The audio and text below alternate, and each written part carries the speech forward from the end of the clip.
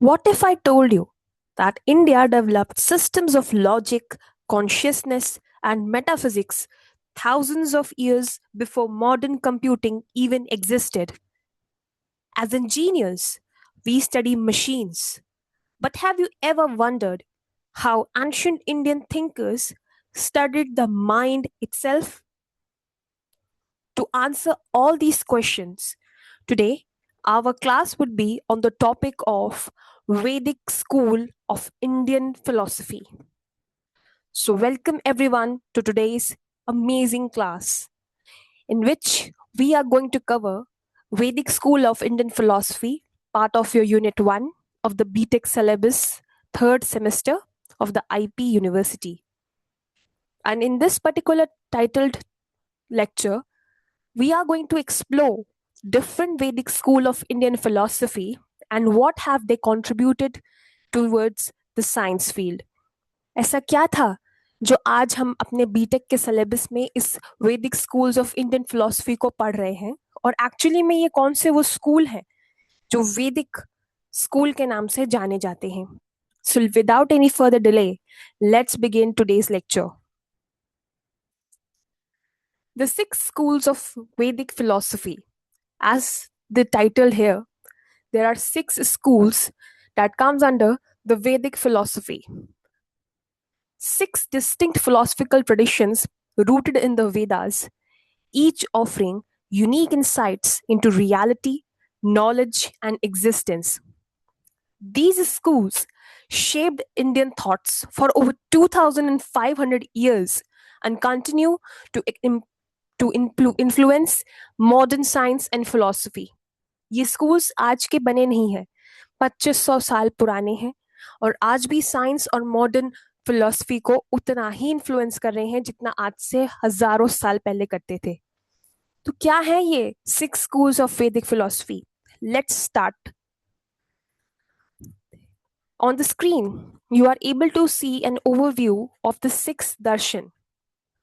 Technically यहाँ पे सिर्फ चार ही आपको दिख रहे होंगे, बट जब आप इस फिगर को एक्सप्लोर करेंगे आपको दिखेगा कि इसमें सिक्स हैं. फर्स्ट इज न्याय, देन वैशेषिक, सांख्य, मीमांसा, वेदांत एंड योग दर्शन. ये कौन से छह दर्शन हैं और ये कैसे साइंस को रिलेट करते हैं, इसके लिए मैं इन चार दर्शन को हाईलाइट करना चाहूंगी. फर्स्ट इज द न्याय दर्शन जो लॉजिक एंड एपिस्टेमोलॉजी पे फोकस्ड है. सेकंड इज द वैशेषिक दर्शन जो एटॉमिक थ्योरी ऑफ रियलिटी को बताते हैं. थर्ड इज द योग फिलोसफी और योग दर्शन जिसमें प्रैक्टिस एंड मेडिटेशन की बात की गई है. And the fourth philosophy is the Sankhya philosophy, dualistic metaphysics की बात इसमें 2500 साल पहले की गई है. Now, first start with the first school of Vedic philosophy, that is the Nyaya, the science of logic. Systematic logic and valid reasoning. ये इसका core concept रहा है. Four sources of knowledge: perception, inference, comparison, and testimony. And third core concept was 5 steps syllogism for argument validation. आज एक बहुत ही practical application आप देखते होंगे. अपने साइंस में भी किसी भी थ्योरी को प्रूव करना होता है तो आपको एक एक्सपेरिमेंट करना है और लॉजिक बताना होता है बिहाइंड दैट एक्सपेरिमेंट. सेम चीज न्याय ने 2500 ईयर्स पहले बता दिया था कि लॉजिक एग्जिस्ट करता है और वो लॉजिक को एक्सेप्ट करते थे इन 4 डिफरेंट सोर्सेस. फर्स्ट था perception. Whatever you see is the first contact that your sense organs get, is the first way of getting logic. आप जो देख रहे हैं उससे लॉजिक बता सकते हैं, आप सुन रहे हैं लॉजिक बता सकते हैं. सो आपके सेंस ऑर्गन्स से जो आपको नॉलेज मिल रही है उसे कहते हैं परसेप्शन. इन्फ्रेंस. इन्फ्रेंस कहते हैं उस चीज को कि वन पार्ट आपको दिख रहा है और आप उस पार्ट से उसका सेकेंड हाफ कंक्लूड कर सकते हैं. फॉर एग्जाम्पल, आपको फायर नहीं दिख रही लेकिन आपको स्मोक दिख रहा है कहीं पे. अब उस स्मोक को देख के आप सबसे पहले यही कहते हैं कि कहीं आग लग गई है. सो ये जो बिना आग देखे आपने कंक्लूड किया कि आग दिख है कहीं पे, वो है आपका इन्फ्रेंस. Third is comparison. आपको जब किसी चीज के बारे में नहीं पता होता, सो एज अ चाइल्ड आपको कंपैरिजन करके बताया जाता था कि ये इसकी तरह दिखता है. वो जो तरह की नॉलेज आपको मिलती थी वो होता है comparison. And fourth is testimony. Testimony comes under कि आपके बड़े, आपके टीचर्स आपको जो बोल रहे हैं आप उसे बिना कोई सेकंड थॉट दिए मानते हैं, उसे कहते हैं टेस्टिमनी। तो लॉजिक यानी न्याय philosophy in 4 sources of knowledge को मानता था। 5 step syllogism for argument. Argument का बहुत इंपॉर्टेंट हमेशा रहा है हमारे यहाँ। Argument in the sense of कि अपनी बात को कैसे प्रूव करना है सही। और साइंस से कनेक्शन अगर हम देखें न्याय दर्शन या न्याय फिलोसफी का, so this was the foundation for analytical thinking, computer science algorithms and AI logic system. हैरानी की बात है, लेकिन ये बात बिल्कुल सही है कि आज का एआई भी आज से 2500 साल पहले न्याय दर्शन या न्याय फिलॉसफी के ऊपर बेस्ड है। Second philosophy school is Vaisheshika, ancient atom theory. क्या एटम की थ्योरी किसी वेस्टर्न स्कॉलर ने दी है? दी है, लेकिन क्या वो पहले थे? जी नहीं। इंडिया में आज से बहुत सालों पहले एंशियंट एटम थ्योरी बता दी गई थी। इट्स जस्ट दैट कि हम उसे पढ़ नहीं पाए, हम प्रूव नहीं कर पाए वर्ल्ड को। हमारे वैशेषिक फिलोसफी में पदार्थ की बात की जाती है। 6 fundamental categories to classify all existence. फिर उसके अंदर परमाणु यानी एटम्स की बात की जाती है। Indivisible eternal particles forming all matter. और फिर फाइनली कॉम्बिनेशंस की बात की जाती है, जिसमें एटम कंबाइन करते हैं to create complex substances. Remarkably parallels modern physics atom theory and particle physics concept discovered millennia later. आज से बहुत पहले हमने पहले ही डिस्कवर कर दिया कि कैसे एटम और एटम्स कैसे कंबाइन करके कॉम्प्लेक्स सब्सटेंसेस बनाते हैं, which was way before than modern physics did. Sankhya Darshan, Sankhya philosophy, dualism of consciousness and matter. Everything in this world is divided into two, Purush and Prakriti. Purush is the consciousness, pure awareness, and enchanting spirit, whereas Prakriti is matter, nature, and the material world in constant flux. Reality emerges from the interaction between these two fundamental principles. Purush observes while Prakriti transforms through the 3 guna qualities, that is Sattva, Raj, and Tam. Scientific link है, anticipate modern mind-body problem, debates in cognitive science and neuroscience about consciousness versus physical matter. पुरुष और प्रकृति का concept सांख्य ने दिया है हमें। ये वर्ल्ड में पहला ऐसा फिलॉसफी था जिसने डुअलिज्म की बात की। पुरुष वो होता है जिसमें कॉन्शियसनेस, प्योर अवेयरनेस और अनचैंटिंग स्पिरिट है, जबकि प्रकृति एक मैटर है, नेचर है, और वो वर्ल्ड मटेरियल है जो फ्लक्स में रहता है।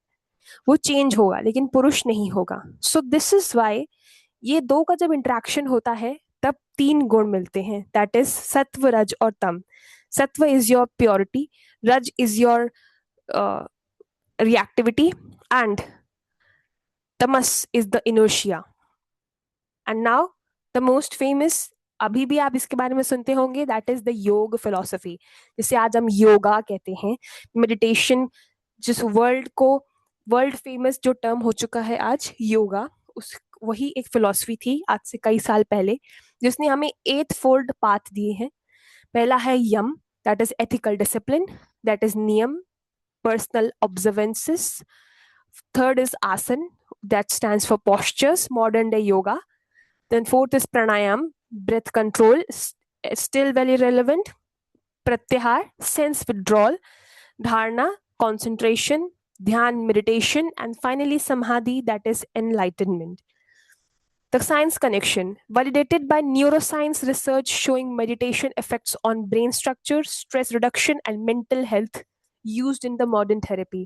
आज भी कई डॉक्टर्स, कई साइकोलॉजिस्ट ये आपको प्रिस्क्राइब करते हैं कि आप योगा करें, आप मेडिटेट करें, और जबकि ये प्रोसेस आज का है ही नहीं, ये बहुत ही हजारों साल पहले का है। हमारे ऋषि मुनियों ने इसको तभी फाइंड कर लिया था, और साइंस आज उसको वैलिडेट करता है कि हाँ ये करने से फायदा होता है। मॉडर्न टेक्नोलॉजीज आने की वजह से हमारे एंशियंट नॉलेज को एक वैलिडिटी मिली है, बस यही हुआ है। जबकि आप ध्यान देंगे तो ये सब कुछ जो आप सोल्यूशंस देख रहे हैं या जितने भी आप रिजल्ट्स और प्रोसेस देख रहे हैं, वो सब एंशियंट इंडिया का ऑलरेडी पार्ट रह चुका है। Mimamsa, the philosophy of action, focuses on dharma, ritual performance, and apurva, that is the hidden force. Proper duties and righteous actions based on the Vedic injunctions. That is your dharma. अपने काम को सही तरीके से करना और जो वेदों में बोला गया है उसे फॉलो करना. Ritual performance, accurate execution of the Vedic ceremonies and sacrifices. उस धर्म उस कर्म कांड को सही तरीके से करना. Apurva, invisible power connecting actions to future results. वो ऐसी कोई ताकत है जो आपके कर्म को फल में बदल रही है, उसे कहते हैं अपूर्व. It emphasizes cause effect relationship without requiring divine intervention. Actions have inherent consequences. The third law of Newton's, that is, every action has equal and opposite reaction. ये आज का नहीं है लॉ, ये मीमांसा ने बहुत पहले ही दे दिया था कि कॉज इफेक्ट रिलेशनशिप, जो आप कर रहे हैं उसका फल आपको मिलेगा ही मिलेगा. Resonates with system thinking, causality principles in physics, and behavioral psychology's stimulus response models. Psychology का स्टिमुलस रिस्पॉन्स मॉडल भी इसी फिलॉसफी के ऊपर बेस्ड है. Now the next one is the Vedanta, the ultimate reality. Brahma, atma and माया, ये तीन वेदांत के कोर पार्ट्स हैं. ब्रह्म वो अल्टीमेट और अनचेंजिंग रियलिटी है जो सब एकम्पास करके इनफाइनाइट इटर्नल ऑन डिस्क्रिप्शन से बियॉन्ड है. आत्मा एक इंडिविजुअल सोल और सेल्फ है जो फाइनली ब्रह्म में ही वन हो जाना है, जिसको अल्टीमेटली कंबाइन ही हो जाना है विद ब्रह्म. माया वो इल्यूजन है जिससे हमें ब्रह्म अलग दिखता है और वर्ल्ड हमें वैसा दिख रहा है जैसा हम आज देख रहे हैं. दैट इज मेरा धन, मेरा मन, मेरा घर, मेरे मम्मी पापा, ये सब रियल नहीं है, ये माया है. This is part of, this is taking somewhere into spirituality angle, but actually में ये साइंस ही है. Connects to quantum physics, unified field theories and consciousness studies exploring the nature of subjective experience. तो ये क्वांटम फिजिक्स का ही एक part है कि माया एक्चुअली में वो है जो हमें दिख रही है और वो जो हमें नहीं दिख रहा है वो एक्चुअली में रियलिटी है. और जो हमें लगता है कि हम बहुत से हैं, हम, हमारी बॉडी, मेरी ब्यूटी या मेरा सामान, वो एक्चुअली में है ही नहीं. हम एक सोल है और ये सोल को फाइनली जाके उस ब्रह्म, उस इन फाइनाइट, उस अल्टीमेट रियलिटी के साथ मर्ज ही होना है. Now here is a comparison chart for all of you, and ये 6 डिफरेंट स्कूल्स का हम एक ग्लांस में देखते हैं. न्याय के फाउंडर माने जाते हैं गौतम, वैशेषिक के कनाड, सांख्य के कपिल, योग के पतंजलि, मीमांसा के जैमिनी और वेदांत के Badarayana. This is very important with respect to your examination. Key concepts जो आप साइंस से लिंक भी कर सकते हो वो है logic and reasoning, AI algorithms, atom theory, physics and particles, purusha prakriti, mind matter, mind control, neuroscience, ritual and action, causality, Brahman, atma, consciousness. This in the slide you are being showed the quick revision visual summary so that आपके लिए easy हो जाए. न्याय ने logic दिया, वैशेषिक ने atom, सांख्य ने dualism, योग ने meditation, मीमांसा ने rituals और वेदांत ने ब्रह्म. So these ancient systems anticipated modern scientific concepts by centuries, showing the enduring relevance of Indian philosophical thoughts. So by this, I would like to conclude the lecture. And thank you for watching everybody. I hope आपको ये चीज समझ आ रही हो. ये slightly आपके syllabus और आपके core concepts of science से differ करता है, because that is why it is a new topic for you. IKS एक नया topic आप सबके लिए है, and I hope I am doing justice by making these videos easy for you. और आपको समझ आ रहा हो. If you find this really good, if you find this helpful, please subscribe to our channel, like, share with your friends, and spread our community, expand our family, and comment all your doubts or whatever you want to say or share. We are there for you. Don't take any tension. We are going to complete the entire syllabus of the BTech third semester, and you will be able to see everything on this channel. So till then, take care. And in the next class, we are going to start with the non-Vedic school of Indian philosophy. I'm making it short for you so that only the important aspects of each and every topic is covered और आपको ज़्यादा मेहनत नहीं करनी पड़े. So keep focusing, keep studying, subscribe to the channel.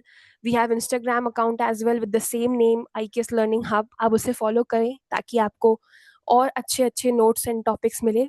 So yeah, till then, keep watching and we will meet in another class. Till then, bye.